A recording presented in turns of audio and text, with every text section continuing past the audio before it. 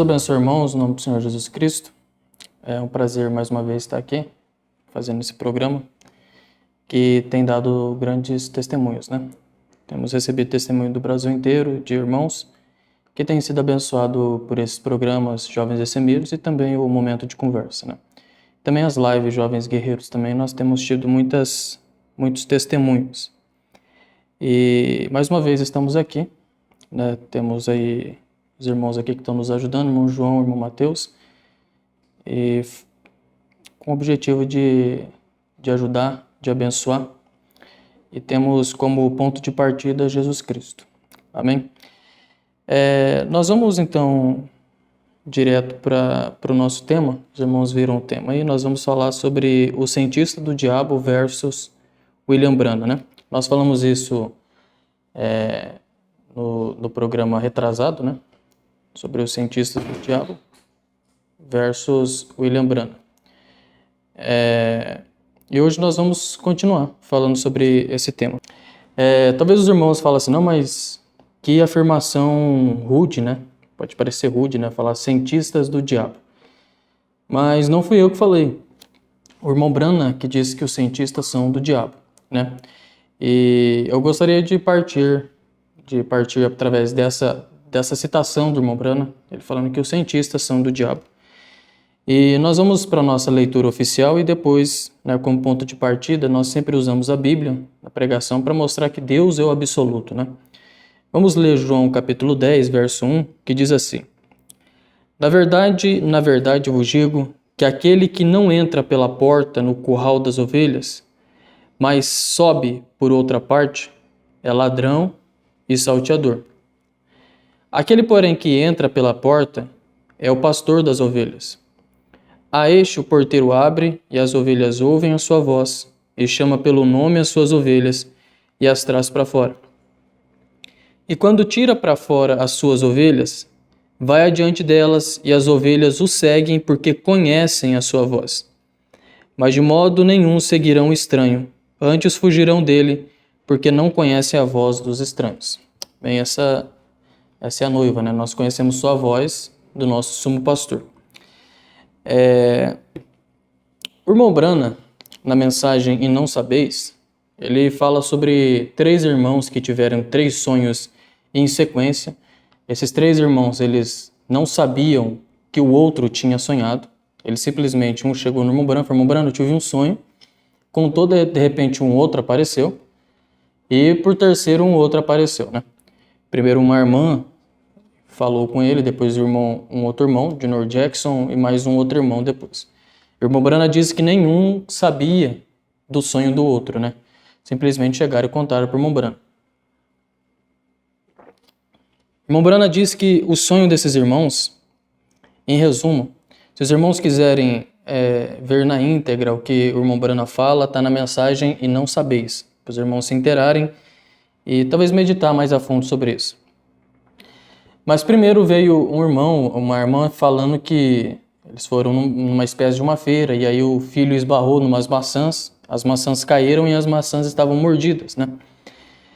Quando as maçãs caíram e eles foram pegar as maçãs, eles olharam para cima e vinha um disco voador, né? Uma espécie de um disco voador em alta velocidade. E quando foi se aproximando, era um cavalo, e por cima do cavalo um cavaleiro sentado. E quando chegou mais perto, quando ele olhou, era um homem que... Essa irmã, ela viu, era um homem que estava vestido de chefe de tribo indígena, né? O chefe de uma tribo. E quando ele olhou no rosto desse homem, era o irmão Branham, né? Nós sabemos que o irmão Branham é o chefe da nossa tribo, né? Nós somos a tribo do irmão Branham, ele é o chefe dessa era. E no outro sonho, que é o que eu quero que os irmãos observem, o irmão viu a mesma coisa, o irmão Branham montado num cavalo branco, vestido de chefe de tribo indígena ou chefe de floresta, aqueles chefes de guarda florestal. Porque tem os guardas florestais e também daí tem o chefe, que se veste como o chefe, né?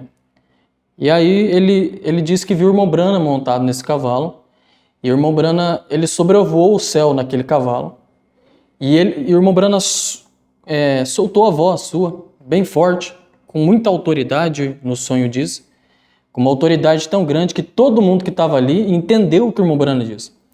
E o irmão Brana soltou aquele grito que deu até terremoto. Ele disse: eu cavalgarei essa trilha mais uma vez, né?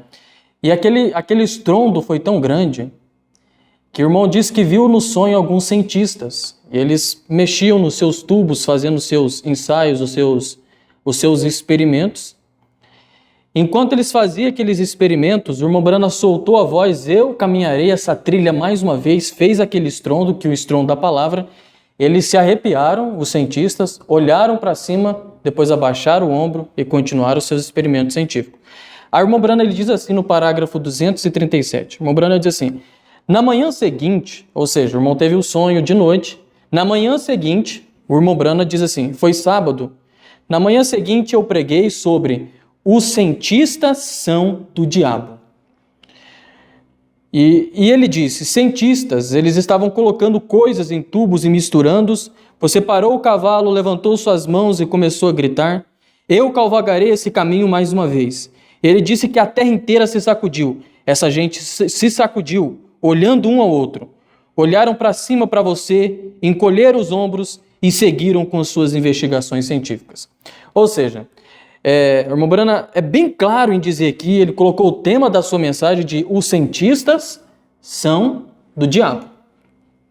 E mostrando que esses homens, mesmo ouvindo a voz do mensageiro, mesmo ouvindo a voz do profeta da era, eles se sacudem, ficam estremecidos com o mover do Espírito Santo, que essa mensagem traz, mas eles voltam e continuam fazendo seus experimentos científicos.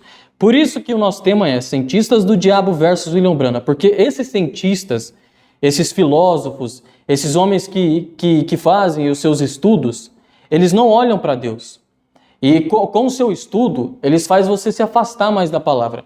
Eu tenho experiência disso, que quando eu estava no 3º ano do ensino médio, nós tínhamos aula de filosofia, e um professor que eu achava ele um excelente professor na época. E ele era um homem bom, falava muito bem, ele tinha uma qualidade assim excepcional. E ele colocava a turma para debater. E nas suas aulas também, quando ele ia fazer as suas aulas, ele colocava todo mundo para questionar a Bíblia, para questionar todas as coisas. E no fundo dessas aulas de filosofia, eu ali que nasci na mensagem, eu que tinha um ensinamento bíblico, eu ali sendo um jovem ainda no ensino médio, começou a vir dúvidas na minha mente sobre a real existência de Deus. Depois de anos na mensagem, isso é o poder satânico que está por trás desses estudos científicos, de filosofia, de sociologia. E você vê que o que eles querem é te afastar mais da palavra de Deus. É um número grande de ateus, de homens que não querem nada com a palavra, né? Aí o que o irmão Brana diz aqui na mensagem, Cristo é revelado em sua própria palavra. Ele fala assim: agora eu lhe disse outro dia, eu digo outra vez, que até mesmo a civilização hoje é absolutamente contrária a Deus. A civilização é contrária a Deus.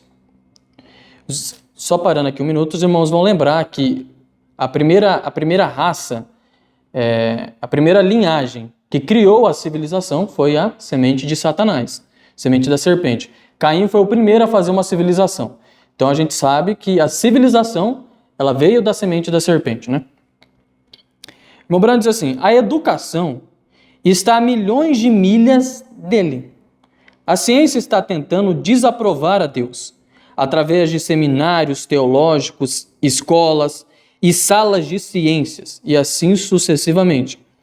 Eles tiveram o seu abalo.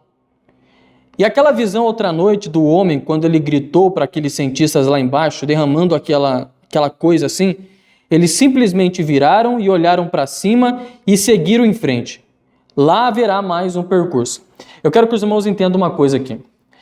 A segunda cavalgada, nós cantamos um hino que é tremendo. Quando o irmão Brana diz, eu cavalgarei essa trilha mais uma vez, nós não podemos ter olhos de abutre, de achar que o irmão Brana ele vai voltar para trilhar mais uma vez o caminho, ter mais um ministério.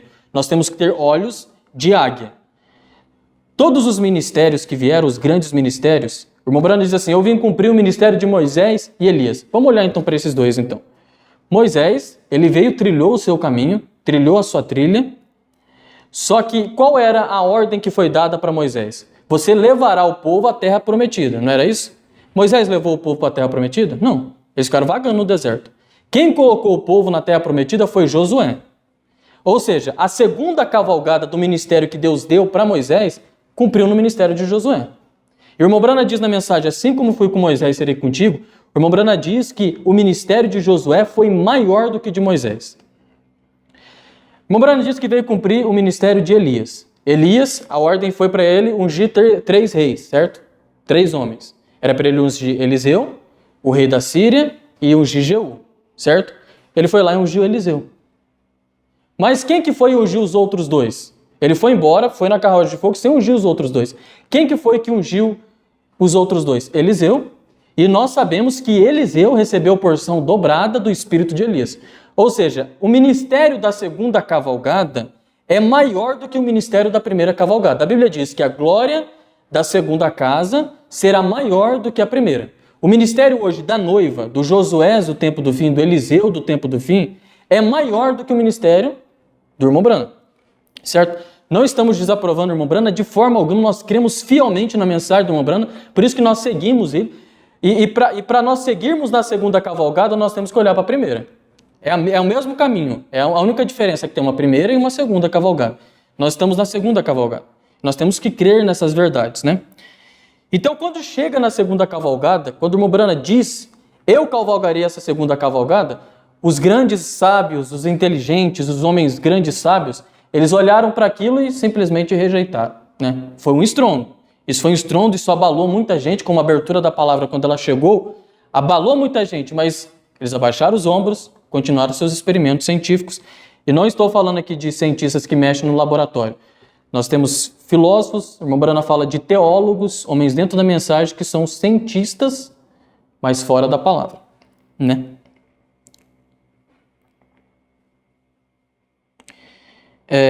Uma outra mensagem também que o irmão Brana fala um pouco sobre isso é a mensagem Sinais Escriturísticos do Tempo. Uma mensagem muito tremenda essa mensagem aqui. Vou ler só um parágrafo aqui, porque é um parágrafo muito longo, mas os irmãos podem ler depois em casa.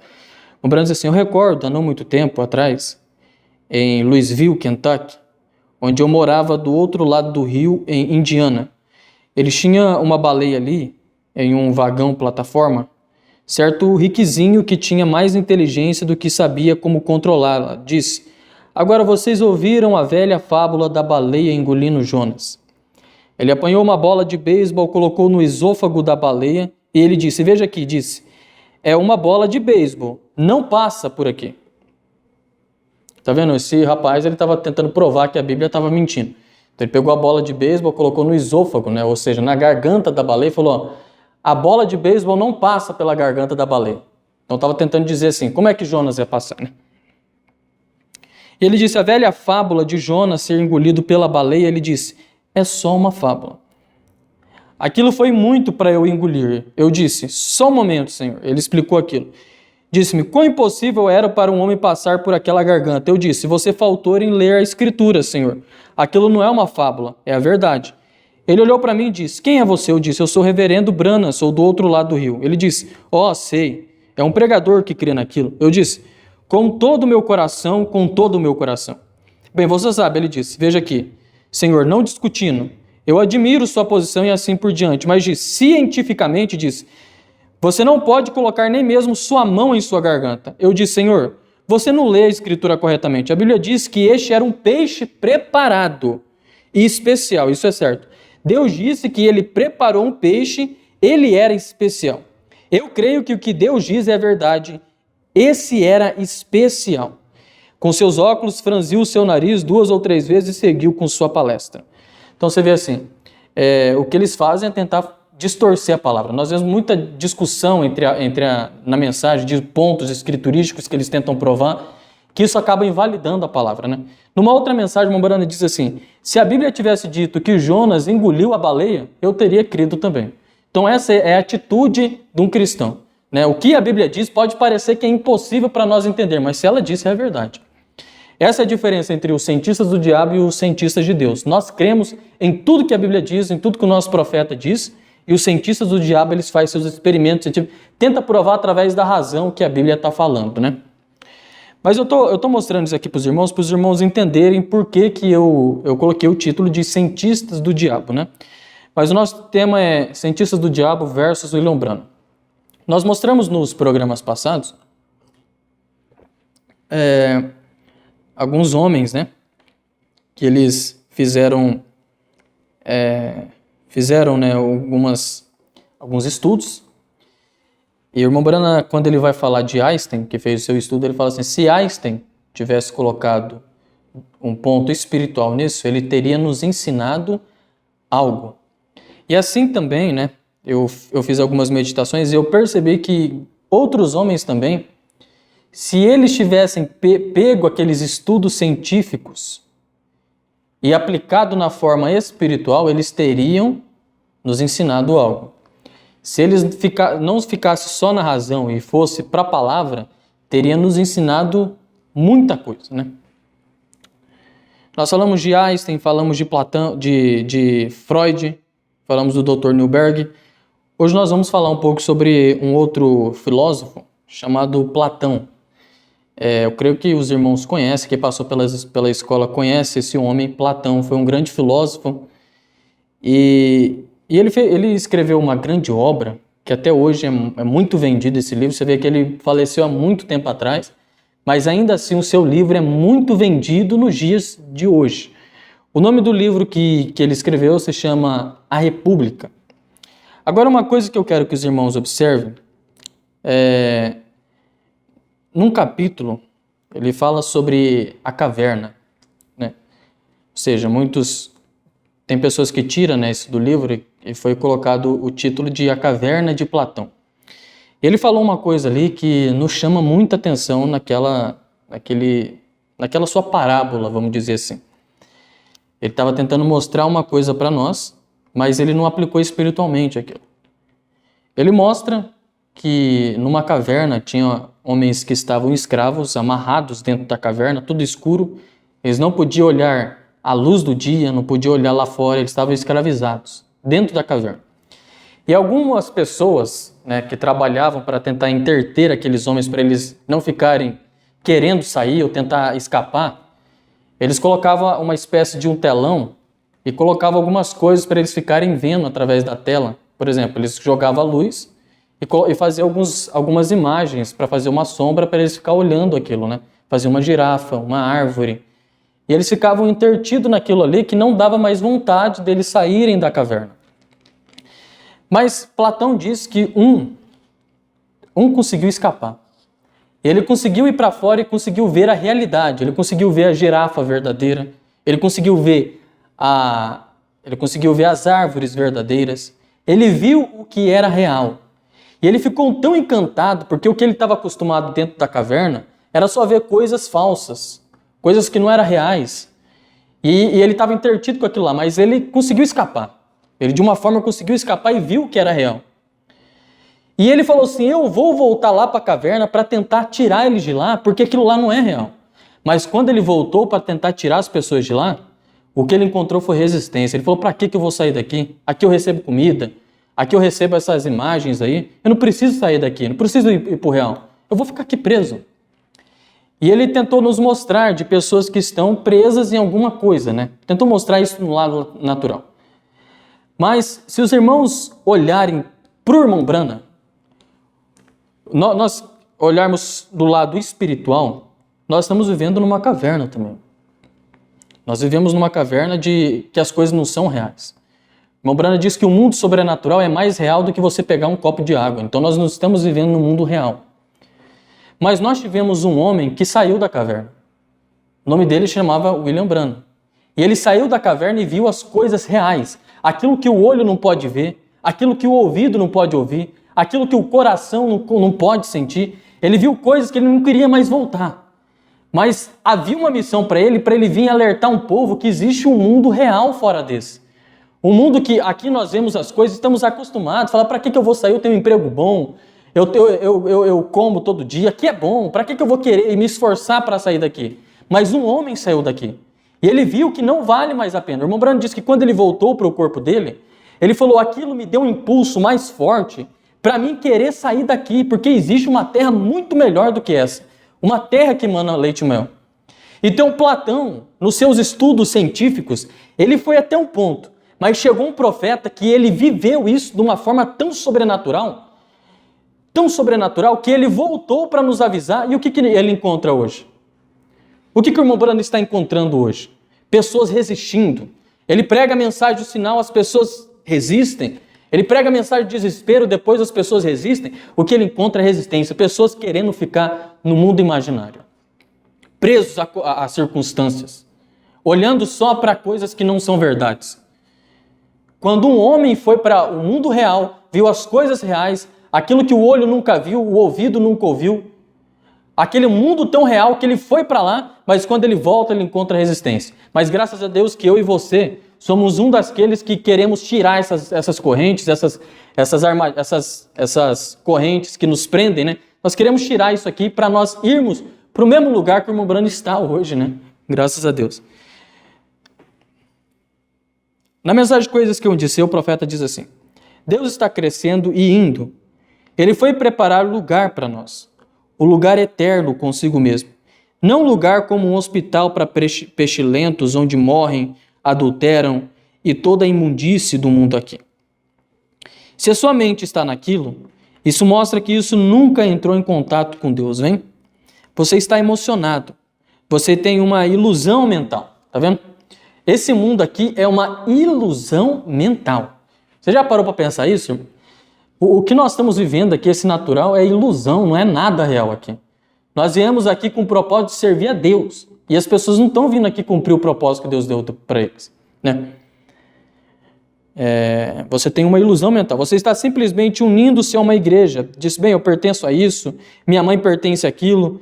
Isso talvez pode ter sido certo nos dias da sua mãe, mas estamos vivendo em outro dia, né, o profeta fala. Então, se observa que o mundo que nós estamos vivendo, Platão mostrando ali, a questão da caverna, ele mostrou uma coisa assim, mas ele chegou até um ponto, cientista do diabo. Chegou até um ponto tentando mostrar alguma coisa no lado natural, e algumas pessoas pegam isso aí e tentam colocar no mundo natural, mostrando, ó, você tem que sair mais do celular para viver no mundo real, você tem que... Não é isso, não é você sair do celular, embora é uma coisa boa que eles estão falando. Não, você tem que parar de estar nas redes sociais, no mundo virtual, você tem que ir para o mundo real. Não, é mais do que isso. O mundo que nós estamos vivendo, ele não é real. O mundo real é a sexta dimensão, né? E já tá aqui dentro de nós, como nós cantamos aqui, está aqui dentro de mim o meu país. Se eu fecho os olhos um segundo, já parou para pensar? Você é uma pessoa que deve estar muito conectada com o céu. Se eu fecho os olhos um segundo, eu já posso sentir que está aqui dentro de mim o meu país, né? Então a gente já está nesse processo para nós sairmos daqui, porque nós cremos.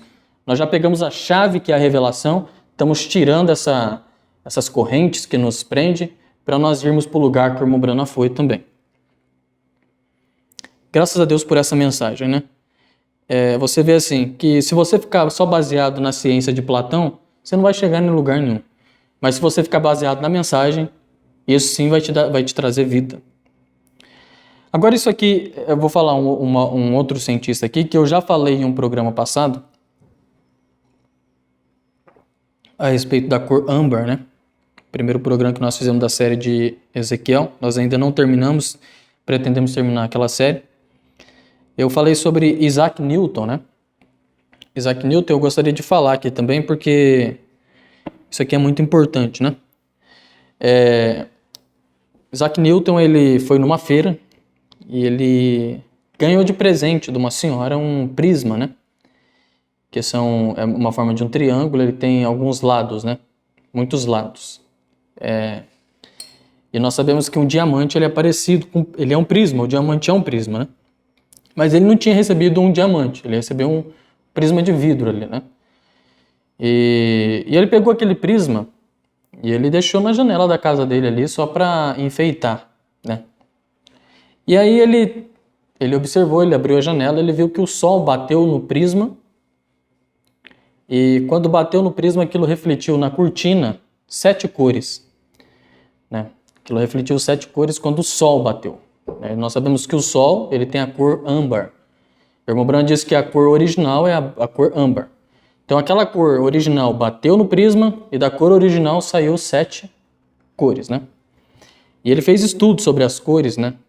Quem já estudou a questão da física, já estudou Isaac Newton, ele fez todo aquele estudo sobre as 7 cores, né? Mas ele foi até um ponto. Ele mostrou essas 7 cores e aí depois, no seu mesmo estudo, ele pegou um outro prisma e colocou na frente das 7 cores. E as 7 cores bateram no prisma e depois transformou de volta na cor âmbar, né? Agora, qual é a aplicação espiritual que o irmão Branham nos trouxe aqui sobre isso? O irmão Branham, na mensagem Apocalipse, capítulo 4, ele fala que Jesus Cristo é o prisma. Jesus Cristo é o grande prisma. E esse prisma, né, é um diamante. E para se tornar diamante, ele é passado por um processo doloroso. Ele é cortado, ele é jogado no fogo, né? Ele é pisoteado até se tornar aquele diamante, né? E Jesus Cristo, ele foi para a cruz. Ele foi pisoteado, ele foi massacrado lá na cruz e ele se tornou o nosso grande diamante. E a luz de Deus, depois que ele morreu, Jesus falou assim, esse é o meu filho amado, quem me compraz, depois que ele foi batizado. E depois que ele morreu, o céu se agradou, né? Depois que ele ressuscitou também, mostrou o seu grande poder. Então, a luz de Deus começou a bater no Filho, que era Jesus Cristo. E a luz de Deus, a cor âmbar, vamos supor a luz do sol, batendo no prisma. E de Jesus vieram 7 cores. Irmão Branham diz na mensagem Apocalipse capítulo 4 que aquelas 7 cores, elas representam a igreja do Deus vivo. Ou seja, representa as 7 eras da igreja. Depois que Jesus veio, saiu de dentro dele, quando aquele soldado fincou aquela lança na sua 4ª costela, o irmão Branham diz que saiu água, saiu sangue, e depois saiu a igreja. De dentro dele saiu a igreja. Então a luz de Deus bateu naquele prisma, e do prisma saiu a igreja. Você consegue entender a profundidade disso aqui? E nós sabemos que agora a igreja, ela tem chegado no ômega agora, né, no final do tempo. E essa é a hora em que Jesus Cristo desce na segunda vinda. Ele desceu em 1963 e esse prisma ele voltou de novo e agora é somente Deus novamente. Então esses 2 prismas eles estão juntos. Primeiro Jesus veio no Calvário, o sol de Deus bateu nele, transformou em 7 eras da igreja e agora ele desce em 63 mais uma vez, as 7 cores voltam de volta para ele e agora é somente Deus. Então você entende um grande plano de Deus. Isaac Newton, ele mostrou isso na forma natural, ele sendo um cientista. Mas nós temos um profeta que pegou o mesmo experimento de Isaac Newton e nos mostrou o grande plano de Deus. Porque o maravilhoso disso, irmão, é o seguinte, é que o natural explica o espiritual. Você vai entender muita coisa, você vai entender Deus no natural. Você vê que Jó não tinha uma Bíblia escrita para ele, não tinha um profeta para ele pesquisar. Ele entendeu o plano da redenção na natureza. Então, na natureza, nós vamos encontrar o plano da redenção na natureza. Isaac Newton mostrou o plano de Deus ali na natureza, só que sem ele saber, com seus experimentos científicos. Mas o irmão Branham pegou aquele mesmo experimento e mostrou de uma forma maior. Então, o nosso cientista, chamado William Branham, que foi até o laboratório de Deus, o nosso cientista é maior do que esses cientistas aí fora. Se por acaso, irmão, você que está nos assistindo, talvez admirava esses grandes homens, nossa, mas é tão inteligente. E às vezes você olha a simplicidade do irmão Branham, como que era um homem simples, que não tinha um vocabulário tão rico, fala, não, mas o irmão Branham não era tão inteligente. Irmão, saiba que a sabedoria que estava por trás desse homem não era ele que estava pregando. Deus, através dele, estava trazendo isso aí, né? E Deus, ele permite esses cientistas irem até um ponto. Deus permite. Existem muitos relatos de grandes cientistas, como por exemplo Einstein, que às vezes ele estava no seu estudo, ele não conseguia chegar num ponto. Por exemplo, como a teoria da relatividade, que ele ganhou o prêmio Nobel, né, da ciência. A teoria da relatividade. Ele estava estudando aquilo lá, ele sabia que tinha um ponto que estava errado na questão da gravidade. E ele conta que de noite ele teve um sonho de como seria a teoria da relatividade. Agora, deixa eu te perguntar, de onde que vem os sonhos? É Deus que traz isso para eles. Então Deus trouxe isso num ponto natural. Deus trouxe isso para eles irem para eles conseguirem cegar as pessoas. Existem homens que são ungidos com o Espírito Santo. Da onde que vem a unção de, por exemplo, desses homens aí, pregadores, que curam as pessoas? Vem do diabo? O diabo não cura. Jesus disse, se o diabo curasse, o seu reino estaria dividido. Porque daí ele estaria expulsando ele mesmo. O diabo não cura. O diabo não cura. Da onde que vem essa unção desses falsos ungidos? Vem de Deus. A chuva cai sobre o justo e o injusto, né? Mas aí nós temos que ter o discernimento de espírito. O discernimento de espírito, ele nos mostra o que é joio e o que é trigo, né?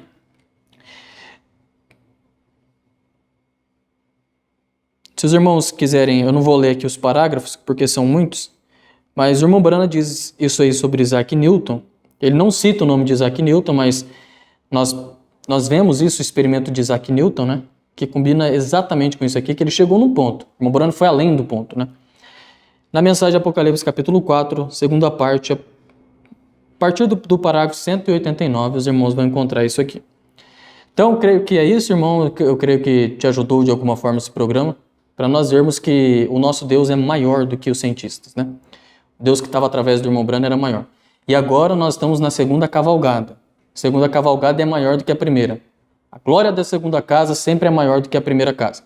Então, o nosso ministério, nós temos que crer nisso e temos que executar esse ministério, porque o nosso ministério é nos prometido que obras maiores nós vamos fazer. Nosso ministério é maior do que o do irmão Brana. Então, nós temos que cumprir isso, né? Nós temos que dar continuidade à Escritura. Maria, ela entendeu que ela tinha que dar continuidade à Escritura. Eliseu entendeu que tinha que dar continuidade na Escritura. Paulo entendeu. Nós temos que entender nessa era que nós, agora que temos que dar continuidade à Escritura. Amém? Que Deus te abençoe no nome do Senhor Jesus Cristo. Shalom.